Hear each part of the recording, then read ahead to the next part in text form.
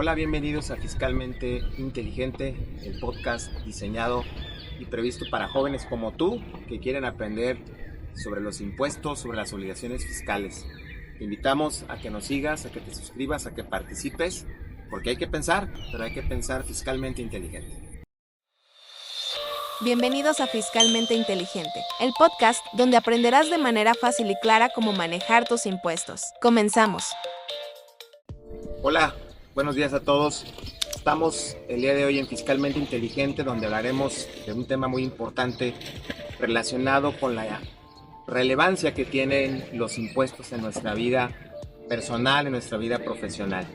Y hoy tengo como invitado, y me da mucho gusto presentar al joven Óscar Fabián Velasco. Me da mucho gusto que esté aquí con nosotros. ¿Se puede presentar? Sí, pues yo soy Óscar, actualmente tengo 16 años y voy a la mitad de la prepa, acabo de terminar el cuarto semestre y pues bueno, ya se va acercando cada vez más mi vida adulta y un poco ya lo que tengo que ir viendo también es el tema del dinero y todo el tema de cómo manejarlo, qué hacer con el dinero y pues precisamente por eso estoy aquí, por las dudas un poco de todo lo que tiene que ver con lo fiscal. ¿Cómo nace en ti, Óscar, esta inquietud para platicar sobre el tema de los impuestos? Creo que de niño tuviste una experiencia interesante, ¿no? Que te hizo preguntarte sobre esta injusticia que a lo mejor puede parecernos el estar pagándole tanto a la autoridad. Pues sí, mira, en Kitsania, una vez, pues bueno, en Kitsania, como ya saben, hay varias opciones, hay para trabajar, hay para comprar, hay para divertirse, hay juegos, y yo lo primero que hice fue trabajar de cajero, que era como un súper ahí dentro de Kitsania. Y pues trabajaba de cajero y yo me ganaba mi dinero y todo. Y ya al final, o sea, estuvimos un rato y ya al final yo quisiera comprarme algo. Había en la misma tienda, quisiera comprarme un juguete, una pelota o algo así. Pero me dijeron que primero tenía que ir al banco y lo que hicieron cuando fui al banco era quitarme una parte de mi dinero. Y pues me enojé, la verdad me dolió, me pesó porque me quitaron una buena parte de mi dinero y dije, oye, pero ¿por qué? Si yo estaba trabajando de cajero todo el tiempo y nomás tuve que venir para que me lo quitaras. Entonces, pues bueno, esa fue como mi primera experiencia con todo lo que tiene que ver los impuestos y el dinero. Y más grande, yo una vez, ya hace poco en la FIL, vi un libro que decía ¿qué onda con el SAT? Y me hizo como conciencia porque dije que, oye, a ver, ya en 4 años, ya voy a ser mayor de edad, ya voy a tener que empezar a pensar en esto y nunca me había pasado por la cabeza eso del SAT y del dinero porque pues era algo muy lejano para mí. Dije, no, pues mis papás pagan impuestos así. Y siempre fue algo muy lejano para mí, pero ya después vi y dije de que, oye, no, sabes que ya me quedan 2 años, me queda 1 año ya, entonces ya tengo que ir pensando en eso un poco y tengo muchas dudas. Pues fíjate que el tema que planteas, yo creo que muchos compañeros como tú, mucha gente que no tiene idea de que debemos de cumplir con muchas obligaciones en materia fiscal, e inclusive podrían muchas personas pensar que el que tengamos que darle una parte de lo que generamos, de lo que trabajamos al fisco, pues resulta una acción muy agresiva, porque a quién le gusta trabajar y que le quiten parte de su dinero. Pero es muy importante que entendamos que esto, para empezar, es una obligación constitucional, es una obligación que está prevista para todos los que vivimos en un país, porque un país funciona precisamente en base a además de lo que puede generar como tal su administración, pero funciona también en base a las aportaciones o con base en las aportaciones que realizamos quienes vivimos en esa sociedad. Si tú te pones a pensar, pues tienes carreteras, tienes servicios de luz, tienes servicios de agua, quizá no sean los mejores que pudieras encontrar como en otros países europeos que supongo que visitarás o conocerás en poco tiempo, pero que te darás cuenta, bueno, pues que al final nos permite transportarnos, nos permite convivir, nos permite generar nuestra propia ganancia, nuestra propia riqueza, quién es más, quién es menos. Y justamente en esto se sustenta esta obligación de participar del gasto público. Ciertamente no somos los únicos que sostenemos a un país, pero sí existe esa solidaridad o esto que nos hace participar para que el gobierno reciba parte de esas ganancias y lo más importante las pueda redistribuir, sobre todo para los que menos oportunidades tienen y para que los que tienen más oportunidades puedan seguirse desarrollando. Si tú algún día, por ejemplo, vas a Sudamérica o vas a algunos países de Centroamérica, te darás cuenta, por ejemplo, entiendo que acabas de ir a un torneo en Costa Rica. y no sé qué te parecieron las comunicaciones en Costa Rica, digo con mucho cariño a los hermanos ticos, pero ¿qué te parecieron las comunicaciones comparadas con el país? ¿Qué te parecieron las distancias? ¿Cómo lo viste tú? Bueno, en cuanto a todo lo que tiene que ver con el transporte público allá en Costa Rica, pues nosotros la mayoría del tiempo, bueno, todo el tiempo en general nos movimos en transporte privado, porque lo que hicimos fue rentar un camión y ahí nos estuvimos moviendo por todas partes. Entonces no me tocó mucho como convivir de cierta manera con lo que es el transporte público. Pero, honestamente, los camiones que pasaban así sí se veían de un poco menos calidad, por así decirlo, que lo que tenemos aquí en México. Y pues no se diga de lo que hay en Estados Unidos, porque allá sí es de mucho más nivel, de mucha mejor calidad.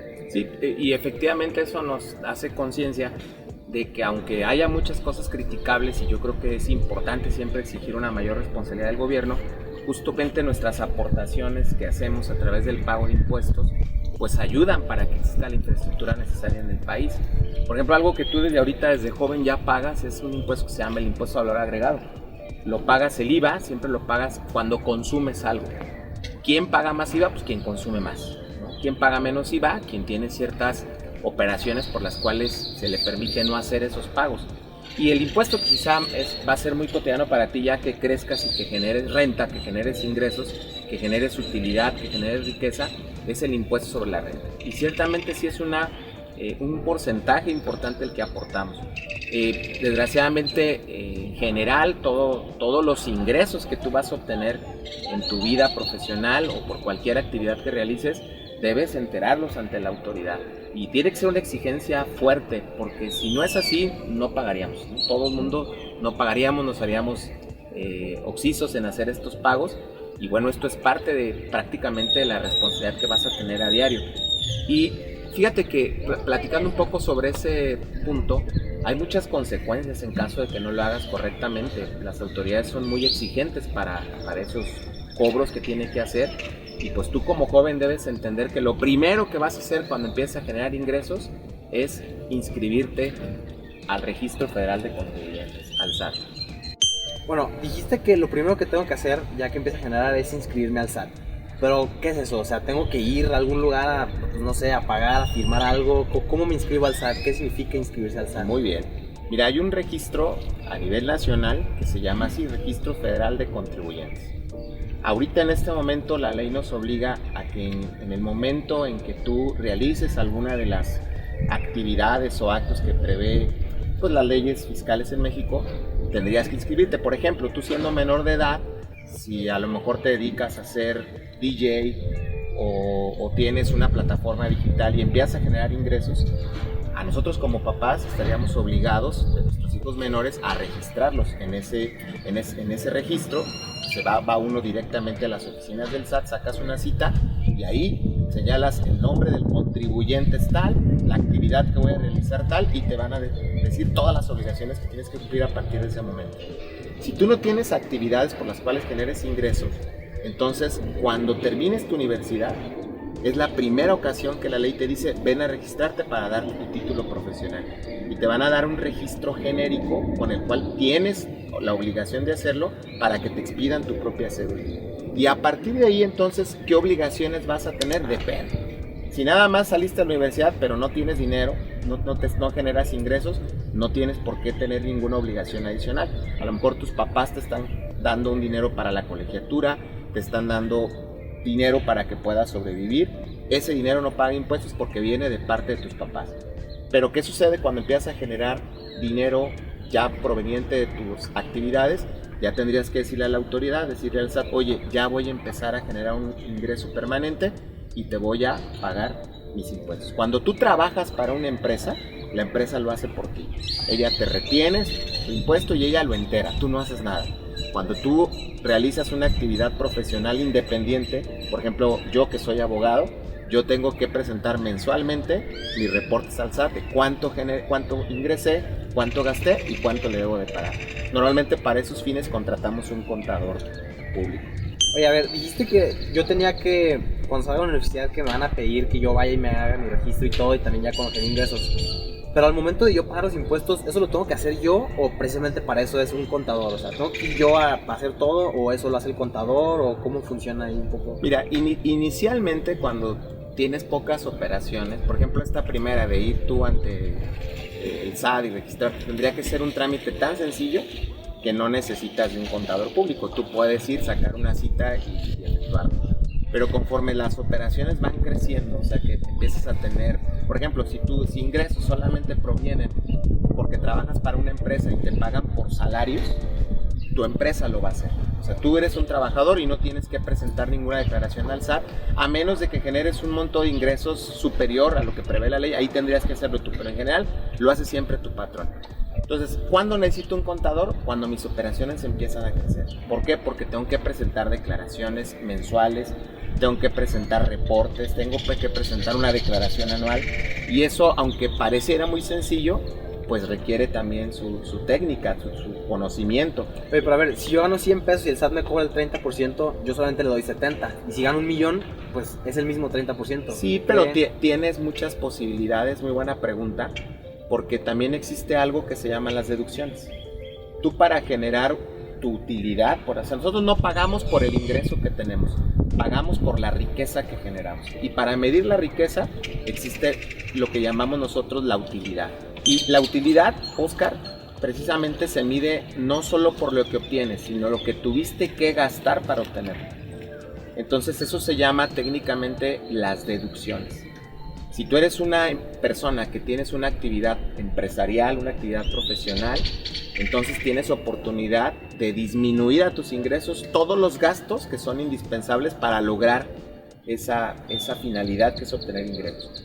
Desgraciadamente, si eres trabajador, solamente puedes deducir algunos gastos que se consideran personales, por ejemplo gastos médicos, gastos de intereses, pero un profesionista, por ejemplo, puede deducir su gasolina, puede deducir su vehículo, o sea, todo lo que necesita para ello. Entonces, al final, si tú ganas 1,000,000 de pesos, no es que le pagues el 30, sino a ese millón le restas las deducciones y lo que resulte es lo que el 30% te paga. ¿Y esas deducciones quién las determina? ¿O puedo simplemente decir, la ropa que me compré es para mi trabajo? Muy buena pregunta. La ley te establece un catálogo de deducciones, porque te dice sobre todo una palabra importante: las que sean indispensables para tu actividad. Por ejemplo, si tus papás te dicen, oye, Oscar, vámonos a Disney, ese viaje, ¿eso gastó para Disney? Sí gastó, pero eso no fue indispensable para obtener. Si voy a una reunión de negocios en tendrías Disney, que justificarlo. O sea, tendrías que comprobar que fuiste a Disney a una reunión de negocios y que eso te produjo ingresos. Porque si no, tú lo puedes presentar como un gasto, pero la autoridad te puede decir, oye, no me quieres hacer tonto, esto no es un gasto indispensable. Entonces, eso sería como la mecánica que tenemos para pagar los impuestos. Ok, y ahora tengo solamente una última pregunta. Si yo ahorita, por ejemplo, trabajo, digamos, lavando coches, o si trabajo, digamos, aquí mismo en la alberca y solamente recibo en efectivo no más de 1,500 pesos a la quincena, yo pues no estoy registrado con la ley, no estoy registrado en el SAT, no estoy ni siquiera recibiendo, o sea, estoy recibiendo dinero en efectivo, porque no hay manera de comprobar si me lo dieron o no. ¿Ahí que me podrá meter en problemas, o es muy poquito dinero, o eso del ISR que dijiste, tengo que pagarlo, tengo que ir a declararlo? Oscar, esa pregunta es muy interesante porque no depende de cuánto ganas, si es mucho o poco lo que tú tienes que reportar. Tú tienes que reportar lo que ganas. Obviamente, cuando los registros son en efectivo y tú utilizas tu efectivo para comprar cosas que no quedan en un registro, pues difícilmente la autoridad podrá darse cuenta que recibiste ese dinero. Precisamente por eso el efectivo es tan delicado, porque muchas veces se puede presumir que es un dinero ilícito, aunque no lo sea, o sea que proviene de una actividad ilícita porque no la reportas. Entonces sí, efectivamente tienes que reportar todos tus ingresos, a menos que tengas ingresos que se conocen en la ley como exentos. Por ejemplo, un ingreso exento es lo que tu papá te da, lo que seguramente debe ser mucho lo que te da tu mamá, lo que recibes como donativos cuando estás autorizado, cuando tienes un préstamo y no es un ingreso. Pero si no entra en esas categorías, todos los demás ingresos deben reportarse. El problema es que justo en nuestro país, en México, a diferencia de Europa, por ejemplo, estaba leyendo unas tasas comparativas. En Europa el 90% de las operaciones son bancarias, o sea, con transferencias. En México el 90% son en efectivo, es decir, hay mucho efectivo que circula. Entonces, toda esa parte no paga impuestos en muchos de los casos. ¿Cuál sería un error? Que tú a lo mejor, teniendo efectivo que no reportaste, por ejemplo, vayas y compres un coche y quede tu registro de haberlo pagado en efectivo. Te puede decir el SAT, oye, ¿cómo compras un coche si nunca me has reportado ingresos? Entonces ahí es donde pudiéramos tener un problema con el uso de efectivo. Pero en principio sí, si tú ya tienes un ingreso tendrías que reportarlo, y si no se va a reportar, aunque sería una inconsistencia, pues hay que cuidar esos gastos, porque si no podrías meterte en un problema real. Lo que te dan tus papás en este momento de tu vida, las colegiaturas, los gastos los depósitos que te pueden hacer, esos no te causan un impuesto porque provienen de tus ascendientes, entonces esos están exentos por ley, incluso los que se dan entre tus papás, tu mamá con tu papá con tu mamá, pero tienen que ser transferencias, porque por ejemplo, recuerdo el caso de un alumno de una universidad que sus papás le depositaban la colegiatura en efectivo. Fíjate, ese caso es interesante porque sus papás, él era me parece que de Sinaloa, no recuerdo dónde, y sus papás le depositaban al mes, que él estudia aquí en Guadalajara, el dinero de la colegiatura a su cuenta, pero se lo depositaban en efectivo una parte, y otra parte le depositaban por parte de la empresa del papá. Entonces, aunque era un dinero de sus papás, no había manera de acreditar que ese dinero provenía de sus papás. El SAT le envió una invitación, le dice: oye, veo que percibes depósitos bancarios muy altos, cada mes como 50,000 pesos, y no estás reportando, y le llega un requerimiento de pago. Tuvimos que aclarar que era realmente dinero de sus papás, pero en efecto lo habían hecho mal sus papás. O sea, no era la cuenta de su papá, no salía el dinero, sino salía la cuenta de una empresa. Y eso es un problema que tiene. Por eso es muy importante que tú como joven cuides mucho tus depósitos bancarios, que si tus papás te van a dar alguna transferencia, sea de la cuenta de tu papá, de la cuenta de tu mamá, mientras tú no tengas una actividad por reportar, porque si no puedes meterte en una problemática pues que te puede generar sin querer muchos problemas. Fíjate, tengo otro ejemplo rápido. Muchos papás de pronto utilizan las cuentas de sus hijos para depositarles dinero que no reportan al fisco. Y el problema es que meten el problema a sus hijos, o sea, los meten en un problema desde jovencitos sin inclusive tener ninguna actividad. No estoy ventilando a los papás, pero muchachos, cuídense, no presten su cuenta bancaria, no presten nada de ello. Esto es muy delicado. Si tu papá te dice: préstame tu cuenta bancaria, dile no. Y cuéntale a quien más confianza le tengas, porque eso es muy delicado. ¿Qué tal, Oscar? ¿Cómo te pareció lo que aquí platicamos? ¿Te resultó interesante? ¿Te quitaron algunas dudas que tenías? ¿Te ayudó a conocer más la parte fiscal? Pues bueno, ahorita por lo pronto me quitaste mis inquietudes más superficiales. Ya después tal vez tendré más preguntas un poco más realizadas, un poco preguntas más difíciles. Pero ahorita por lo pronto lo sencillo y lo que más era mi mayor inquietud, sobre todo, ya me la resolviste bastante bien. Luego me podrás explicar lo del lavado de dinero y ese tipo de cosas, pero ahorita lo más sencillo, ya con eso estoy muy bien. Muchas gracias. Muy bien. Veo que te gusta el fútbol, Oscar. ¿Cómo crees que le vaya a tu equipo favorito en esta liguilla? Pues solamente puedo decir que se viene el tetracampeonato y ya no voy a decir más. Muy bien, qué bueno, Oscar. Eres un muchacho muy inteligente, felicidades a tus papás.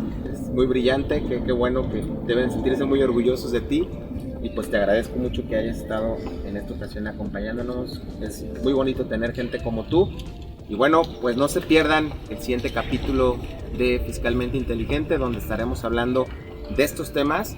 Suscríbete, participa, probablemente tú seas el siguiente invitado, haz las preguntas que te interese, y si alguna de ellas podemos tratarla, aquí te invitaremos y podrás estar aquí con nosotros. Muchas gracias, Oscar. Gracias. Los esperamos.